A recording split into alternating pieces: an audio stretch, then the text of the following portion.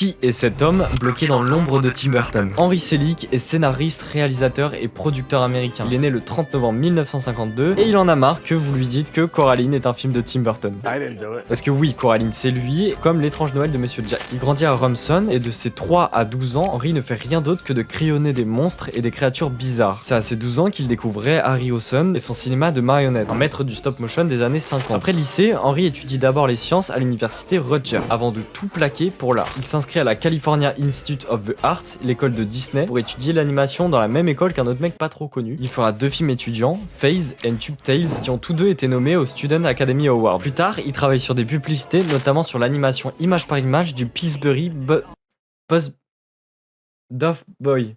Ensuite, il rejoint les studios Disney comme stagiaire animateur sur Peter et Elliot et le Dragon ou The Small One. Et c'est à Disney qu'il rencontrera un mec pas très connu. Au passage, vous êtes 99% à regarder sans être abonné, alors abonne-toi, ça fait toujours plaisir. Plus tard, il réalise son premier film écrit et produit par Tim Burton, L'étrange Noël de Monsieur Jack. Il réalisera ensuite James et la pêche géante, aussi produit par Disney. Mais Henry, lui, il s'ennuie assez vite. Les studios Disney imposent trop de règles, trop de cadres, donc il préfère expérimenter et il se lance seul. Et c'est là que sa carrière prend un grand tournant. Il écrit, produit et réalise le film d'animation Coraline, une adaptation d'un roman de Neil Gaiman, un véritable succès mais qui lui file un peu entre les doigts à cause de sa patte artistique. Elle est assez similaire à celle de Tim Burton et des personnes penseront que ce succès viendra de lui, comme d'ailleurs l'étrange Noël de Monsieur Jack. Et ça, je trouve ça un peu plus légitime, c'est sa création donc pourquoi pas. Mais en tout cas, ces confusions le suivra toute sa carrière. Coraline a d'ailleurs été nominé pour l'Oscar du meilleur film d'animation, un BAFTA et le Golden Globes. 12 ans plus tard, il réalise un autre film, Wendell and Wild, et nous prépare à son prochain film, The Ocean at the End of the Lane. Attends, c'est toujours l'anglais. Encore une fois, c'est une adaptation du roman de Neil Gaiman. On espère en tout cas un retour en force pour sortir de l'ombre de Tim Burton. Dis-moi ce que t'en penses en commentaire et surtout, abonne-toi.